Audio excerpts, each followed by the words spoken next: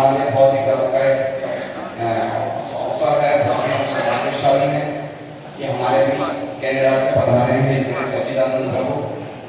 ये सच्चिदानंद प्रभु इस कौम में 1988 में 1988 और परम पूज्य हिज होलीनेस भक्तिकाल स्वामी महाराज के शिष्य हैं और महाराज के आदेश अनुसार वो उनका मेन जो सेवा है वो प्रचार कार्य है, प्रीचिंग, और उनकी वाणी बहुत ही सुमधुर है और बहुत ही गहरे टॉपिक्स पे वो चर्चा करते हैं।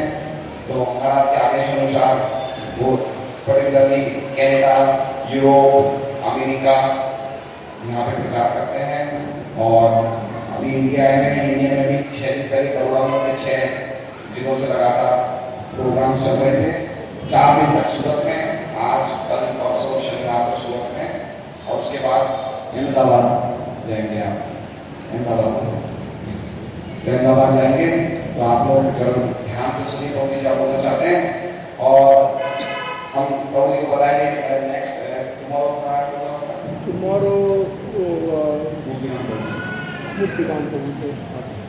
टुमारो का अगले कल उनका सूर्योदय मंदिर बड़ा सा निर्माण उनका प्रवचन रहेगा। तो आप लोग अगर आए तो बहुत अच्छी बात होगी। तो सब लोग अपने काम खोल लें और ध्यान से सुने। सब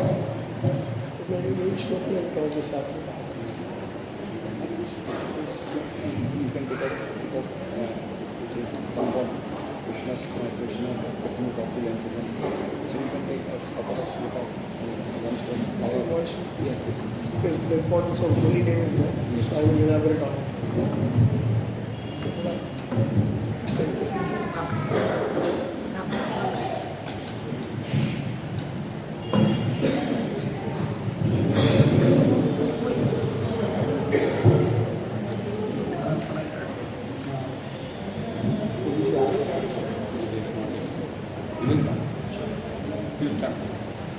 ओम नमो भगवते वासुदेवाय। ओम नमो भगवते वासुदेवाय। ओम नमो भगवते वासुदेवाय। ओम नमो भगवते वासुदेवाय। ओम नमो भगवते वासुदेवाय। ओम नमो भगवते वासुदेवाय। ओम अज्ञानतिमिरान्धस्य ओम अज्ञानतिमिरान्धस्य ज्ञानाञ्जनशलाकया ज्ञानाञ्जनशलाकया चक्षुरुन्मीलितं येन चक्षुरुन्मीलितं येन तस्मै श्रीगुरवे नमः। श्रीचैतन्यमनोयभिष्टं स्थापितं येन भूतले स्वयं रूप कदा मह्यं ददाति स्वपदान्तिकम्।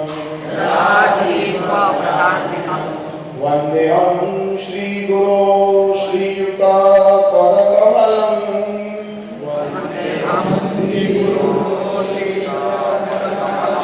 श्रीगुरो वैष्णवांश्च श्रीरूपं साग्रजातं सगण रघुनाथान्वितं तं सजीवम्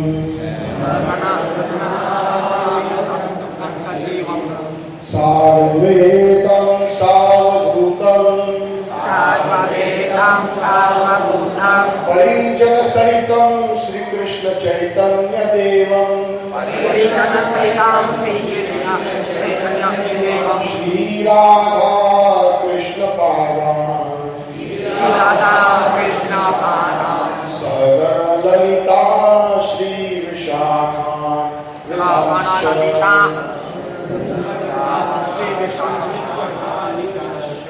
हे कृष्णा करुणा सिंधु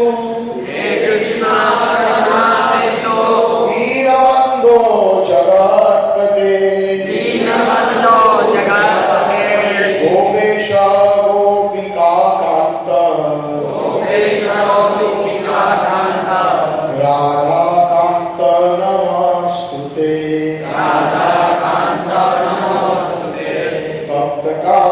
कांचन गौरांगी कांचन गौरांगी राधे वृंदावनेश्वरी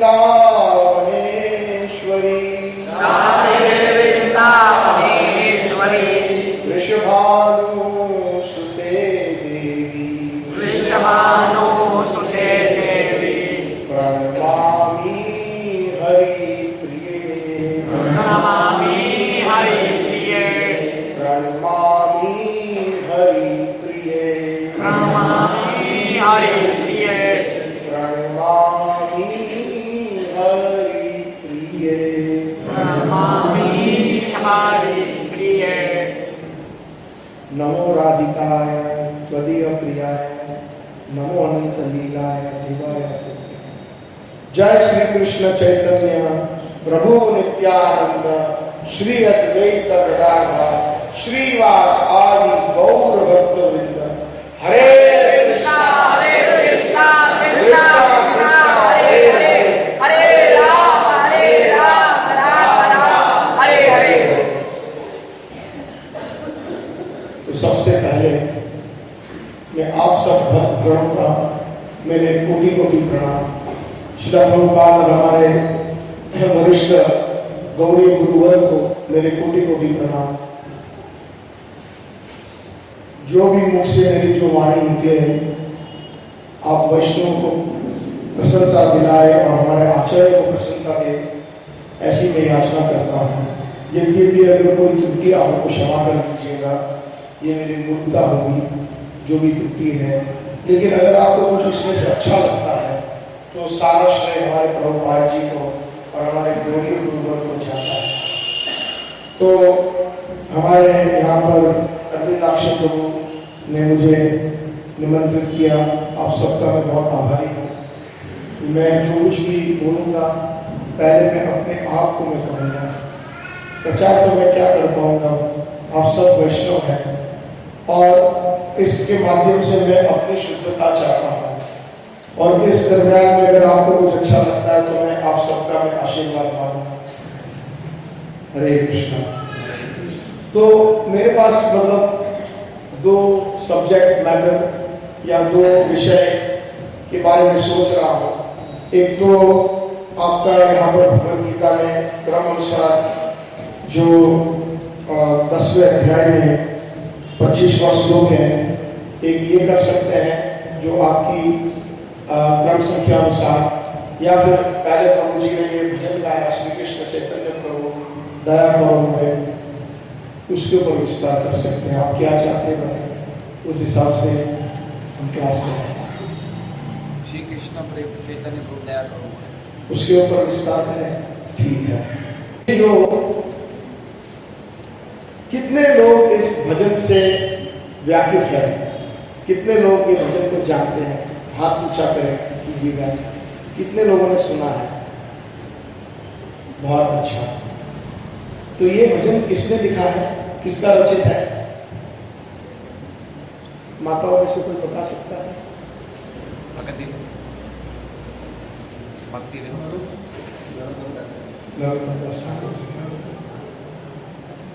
अच्छा, और ये भजन का जो सार क्या है, कि किस लिए उन्होंने ये भजन लिखा था?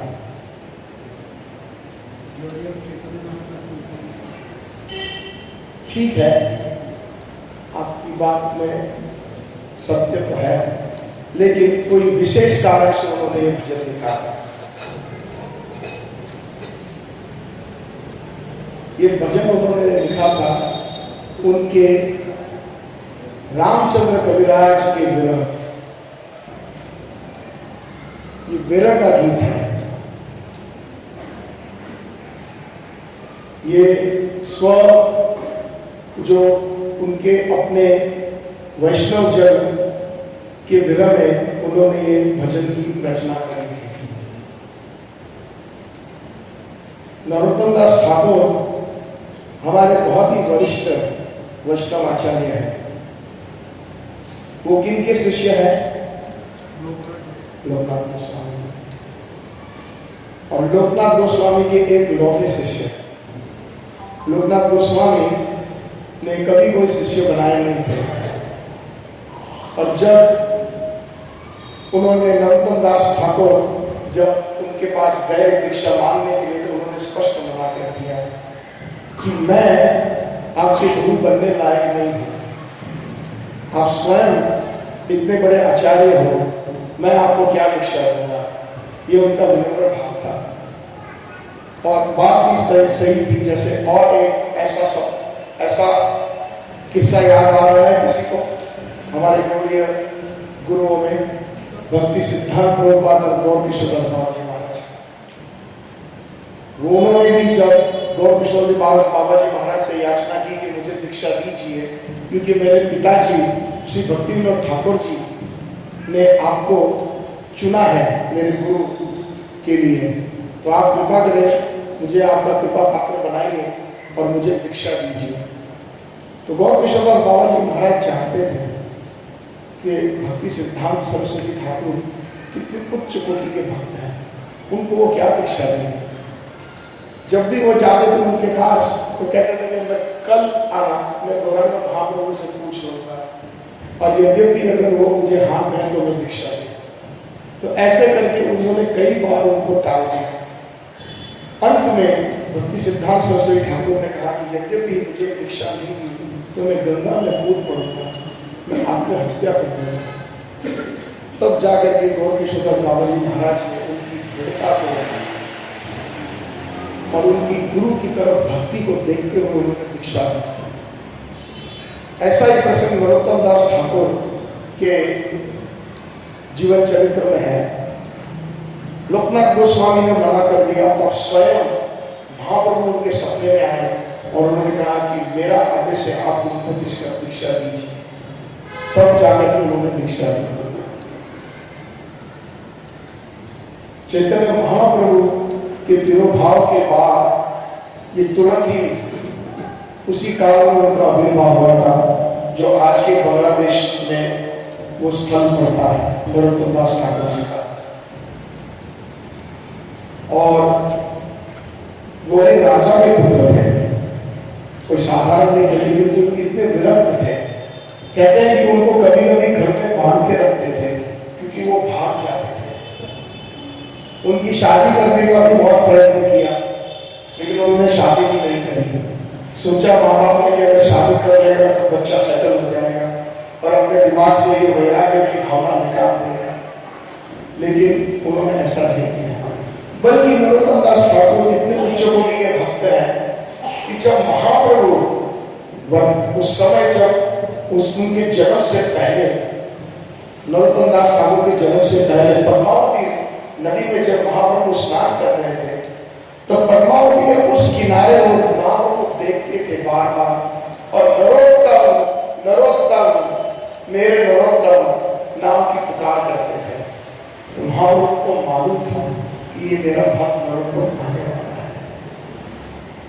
नरोत्तम दास ठाकुर जी ने खेतुरी ग्राम में बहुत भव्य संकीर्तन का मेला उन्होंने आयोजन किया था झानवा माता के सानिध्य में। झानवा माता कौन है? नित्यानंद प्रभु की भार्या है। उस समय जब नित्यानंद प्रभु का तिरोभाव हो गया और जितने भी हमारे क्षण गोस्वामी हैं उनका भी तिरोभाव हो गया था, तो वरिष्ठ हमारी आचार्य देवी थी जानवा Devi, Jahnava Mata. She was the head of all the Gaudiya Vaishnavs. Gaudiya Vaishnav की वो वरिष्ठ आचार्य थी। तो कहते हैं कि जब नरोत्तम दास ठाकुर ने कीर्तन किया उस खेतुरी ग्राम के उत्सव में, साक्षात पंचतत्व जिनका तिरोभाव हो चुका था दोबारा प्रकट हुए और उन्होंने नृत्य किया उस फेस्टिवल में।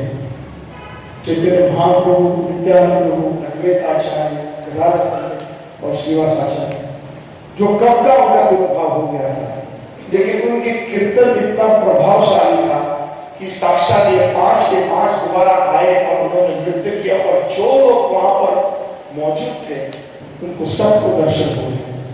जैसे मान लीजिए कि हमारे में ऐसा भाव आ जाए नरोत्तम दास ठाकुर जी का और हम कहते भी ऐसा कीर्तन करें और पंचतत्व तो इस द्वार के अंदर आए और नृत्य करे, ऐसी बात हो।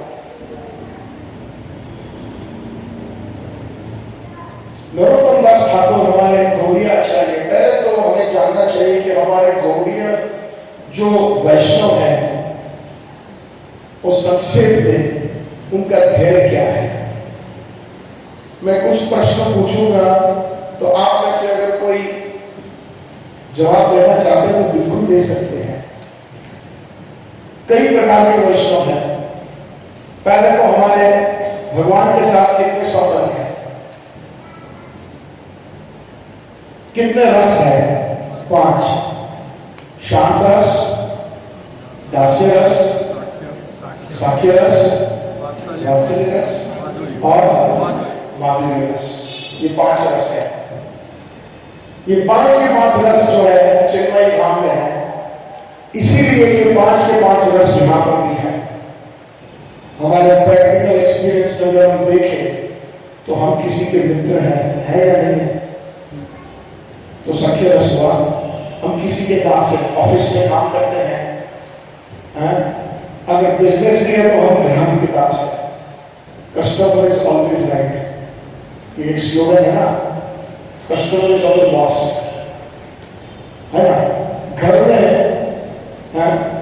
हम दास है किसी के, अगर बच्चे हैं तो हमारे पिताजी के दास है, माता जी के दास है। तो दासत्व वात्सल्य रस भी है यहाँ पर, क्योंकि वैकुंठ में है, चिन्मय धाम में है। ये जड़ जगत जो है वो एक प्रदूषित प्रतिबिंब है चिन्मय जगत का। अगर काया है तो छाया है, जैसे अगर मेरा हाथ यहाँ रखूं तो पीछे छाया आपको दीवार पे शायद नजर आएगी। अगर काया है ही नहीं तो छाया कहां से आए? तो वहां पर ये सारे रस है, इसीलिए यहाँ पर है। लेकिन फर्क यह है कि ये सारे के सारे रस हमारे इंद्रिय तृप्ति और भोग वांछा के लिए है, और वहां पर ये फर्क है कि सारे के सारे रस कृष्ण तृप्ति के लिए है, कृष्ण की संतुष्टि के लिए है। अनुकूलेन कृष्ण अनुशीलनम तद भक्ति उत्तम, ये उत्तम भक्ति की व्याख्या है। उत्तम भक्ति उसको कहते हैं चाहे मुझे कितना भी कष्ट हो, मैं ऐसे सेवा निभाऊंगा या निभाऊंगी जिससे मेरे ठाकुर जी, मेरे कृष्ण प्रसन्न हो। तुम्हारा सेवा यदि दुख हो शही तो परम सुख, ये भक्तिविनोद ठाकुर जी ने भजन में लिखा है। अगर आपकी सेवा में यद्यपि अगर मुझे कष्ट भी होता है तो मेरे लिए वो परम सुख होगा। ये सेवा की व्याख्या है। जिसकी हम सेवा करते हैं वो तृप्त होना चाहिए, तब वो असली सेवा होगी। हमारी तृप्ति मायने में नहीं आता। ये बहुत ऊंचा भाव है, ये गौड़ीय रस है। वैष्णव कई प्रकार के हैं और कई प्रकार के वैष्णव कई प्रकार के संबंध बांधते हैं ठाकुर जी के साथ। जैसे कुछ वैष्णव जो है वो वात्सल्य रस में कृष्ण को अपना बेटा समझते हैं, अपना लाला समझते हैं, और वो प्रमुख संप्रदाय आप लोग जानते होंगे, खास करके यहाँ पर गुजराती लोग कितने हैं, हाथ ऊंचा करें। सब गुजराती हैं, ज्यादातर गुजराती है। तो आप लोगों ने श्री वल्लभाचार्य का नाम सुना होगा, वल्लभ संप्रदाय का। तो जितने भी वल्लभ संप्रदाय के वैष्णव अनुयायी हैं वो सारे वात्सल्य रस में हैं। भगवान कृष्ण को अपना बेटा समझते हैं, लाला। श्रीनाथ जी 7 साल के जो गिरिराज धरण है, ये उनका भाव है, नित्य भाव है, उसमें वो बड़े अटल है। मेरा जन्म भी पुष्टिमान परिवार में हुआ था और मेरी नानी भी बहुत ही चुस्त पुष्टिमानी थी। उनकी जो सेवा थी वो अद्भुत थी। एक बार वो मैं 25 साल शिकागो में था, तो अंत में उनकी इच्छा थी कि मैं सारे पौत्रों को, मेरे जितने भी पोते हैं उन सबको मिलूं। तो हमारे बहुत बड़ा परिवार है, अलग अलग जगह पर उनकी 5 पुत्री है, तो सबके बेटे बेटियां अमेरिका में सेटल है। तो हम लोग बहुत साल से कह रहे थे कि नानी जी आइए, तो तो नानी जी आई और कुछ दिन हमारे घर में भी रुकी थी, तो हम उनको हमारे इस्कॉन मंदिर में दर्शन करने ले गए। तो वहां पर राधा कृष्ण, हम लोग उनको बोलते हैं श्री श्री किशोर किशोरी, और बात जी ने यह नाम दिया है हमारे ठाकुर ठाकुरानी को, जैसे यहाँ पर राधा दामोदर जी हैं। तो मैं मेरी नानी को जब मंदिर में ले गया तो वो दूर ही बैठे, मुझसे हाथ जोड़ के बोला कि मैं यहीं थी। मैंने बोला आइए पास दर्शन कीजिए। उस समय मैं समझ नहीं पाया ये किशोर किशोरी का जो स्वरूप है वो माधुर्य रस का है, उनको उसमें इंटरेस्ट है, उनका भाव वात्सल्य रस है। मुझे खुश करने के लिए वो मंदिर आए, लेकिन उनका भाव अनन्य है और उनका जो स्वरूप है वो जो रस है उसी में। जैसे हनुमान जी महाराज है, उनका दास्य रस है, वरिष्ठ है दास्य रस में, उनको और कोई रस पसंद नहीं है। हालांकि बोलना तो मैं चाहता हूं, इस मैंने तो शुरू भी नहीं किया। एक छोटी सी कथा याद आ रही है। एक बार कृष्ण ने चाहा कि उनके जितने भी भक्त हैं सारे विश्व के अंदर, सारी सृष्टि के अंदर, सबको इकट्ठा दर्शन देना चाहते हैं, वरिष्ठ भक्तों को। तो उन्होंने गरुड़ जी से कहा, द्वारकाधीश ने, कि जाओ। सब लोग आ गए लेकिन हनुमान जी नहीं आए, अब हनुमान जी को ले आओ। तो किष्किंधा पर्वत पर उड़ करके गरुड़ जी पहुंचे और हनुमान जी बैठे थे, राम नाम का जप कर रहे हैं। गरुड़ जी को देख करके हनुमान जी ने अपनी गर्दन झुकाई, लेकिन वो राम नाम का नाम उन्होंने छोड़ा नहीं। फिर कुछ देर हुई तो गरुड़ जी ने विनम्रता से कहा कि हमारे द्वारकाधीश आपको याद कर रहे हैं प्रभु, चलिए मेरे साथ, मेरे पीठ पर बैठ जाइए। तो हनुमान जी महाराज ने ऐसे इशारा किया है, 5 मिनट मेरी जान जो है वो अभी खत्म नहीं हो।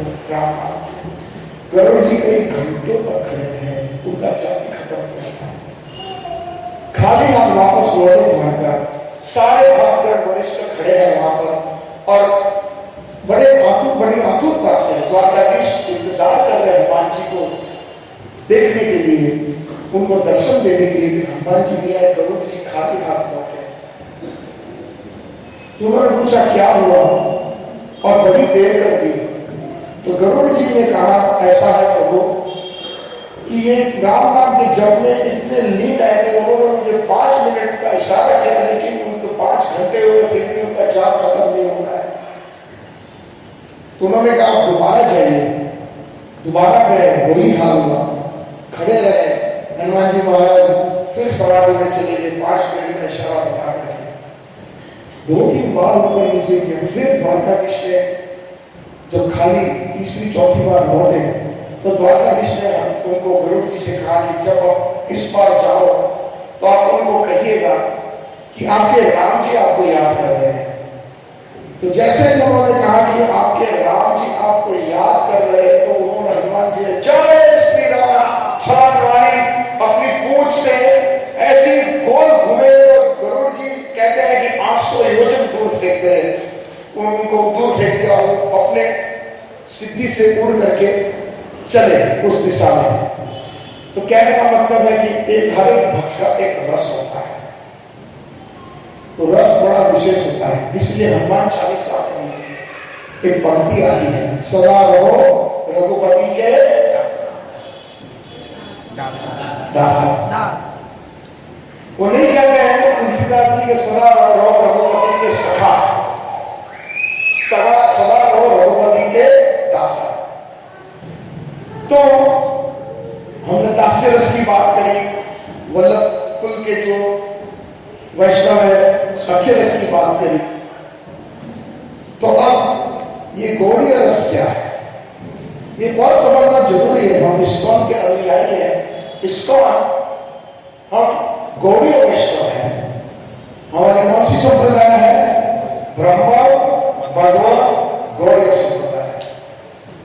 तो इस्कॉन गौड़ीय संप्रदाय का की एक शाखा है, और ये तत्व अगर हम नहीं समझेंगे तो हम शायद परिपक्व नहीं कह सकते अपने आप को, हम गौड़ीय वैष्णव नहीं कह सकते।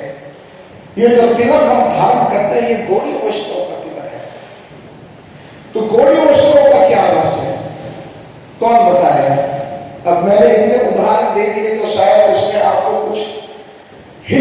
लेना होगा हम कौन है, किस रस में हम, माधुर्य माधुर्य रस। ये माधुर्य ना,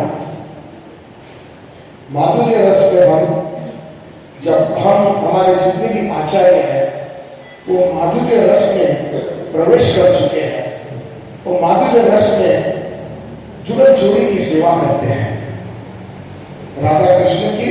और कौन से राधा कृष्ण, जो किशोर कृष्ण है और किशोरी जी है, उनकी सेवा विधान है। तो हमारे जितने भी आचार्य हैं वो ऑर्डिनरी नहीं है।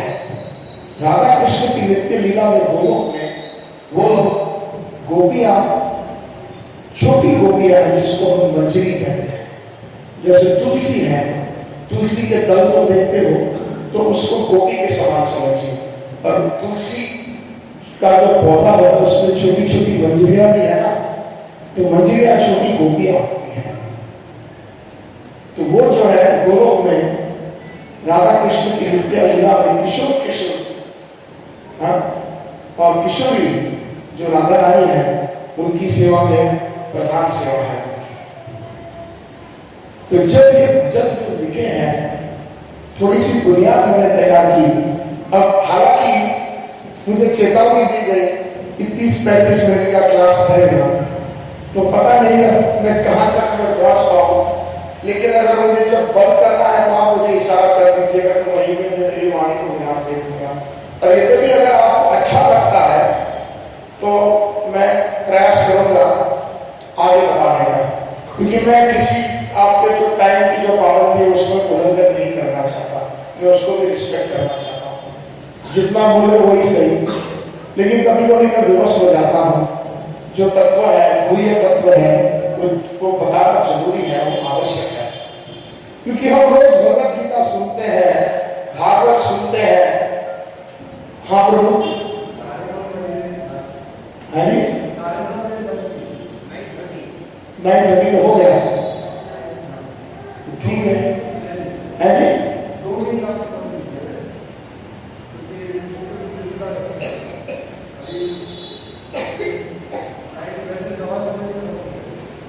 अच्छा, हमने शुरू कितने बजे किया था? 9 बजे। अच्छा ठीक है, तो ठीक है, यही भी विराम दे देते हैं, जैसे भक्तों की इच्छा। या आप चाहते हैं कि मैं कुछ बताऊं और? जो बताया, जो भी प्रेम से बताए, जो भी आपकी इच्छा है। जो भी चाहते हैं कि मैं कंटिन्यू करूं, आप हाथ ऊंचा करें, और जो चाहते हैं कि मैं विराम दे दूं, वो हाथ ऊंचा करें।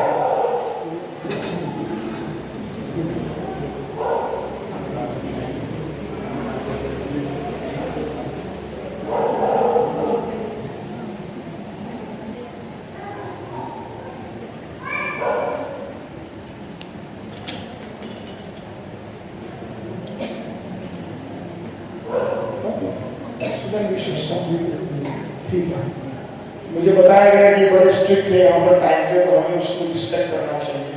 चलो किसी और दिन अवसर मिला, अगर दोबारा सूरत आए तो शायद मौका मिलेगा तो मैं कंटिन्यू करूँगा।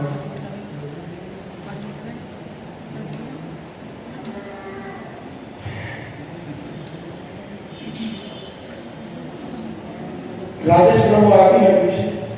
अच्छा प्रभु, ठीक है, तो जैसे आपकी इच्छा होगी।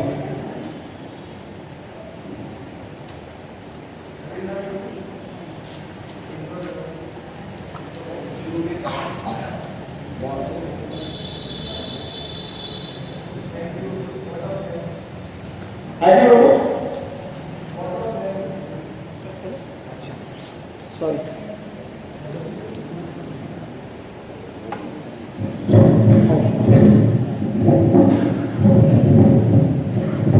हरे कृष्णा। तो हम समझ सकते हैं कि हमारी कुछ समय की मर्यादा है, इसलिए हम उससे आगे नहीं चाहते हुए भी हमें विराम करना पड़ रहा है कि प्रभु जी ज़्यादा सब लोग सर्विस करते हैं, फिर आपको अभी प्रसाद होगा। हाँ जी, हाँ जी। हो जाता है, फिर सुबह मैराथन में ठीक है, इसलिए थोड़ा सा मजबूरी है। नहीं कोई बात नहीं। तो कुछ प्रभु जी से ऐसी चीज़ें सुनने को मिल रही थी हमें, हम हम अवसर नहीं सुनते हैं, ज़्यादातर उनकी सुनते हैं, हम शरीर नहीं, हम आत्मा है। प्रभु जी भी इसी बात पे बोल रहे हैं, लेकिन प्रभु जी ने बहुत अच्छा हमारे बॉडी सिद्धांत के बारे में बताना चाह रहे हैं। समय की कमी की वजह से हम नहीं सुन पाएंगे, फिर हम प्रयास करेंगे। हम आशा करते हैं, प्रार्थना करते हैं, तो भी वापस कभी भी सूरत आएंगे, हमें वापस एक अवसर मिले जिससे कि हम थोड़ा और ज़्यादा इसके बारे में सोच सकें। हम प्रभु जी को हृदय से धन्यवाद देते हैं। हरे कृष्णा कृष्णा कृष्णा कृष्णा हरे हरे, हरे राम राम राम हरे हरे। इस मेरे सच्चिदानंद प्रभु की जय। शिला प्रभुपाद गुरुदेव की जय।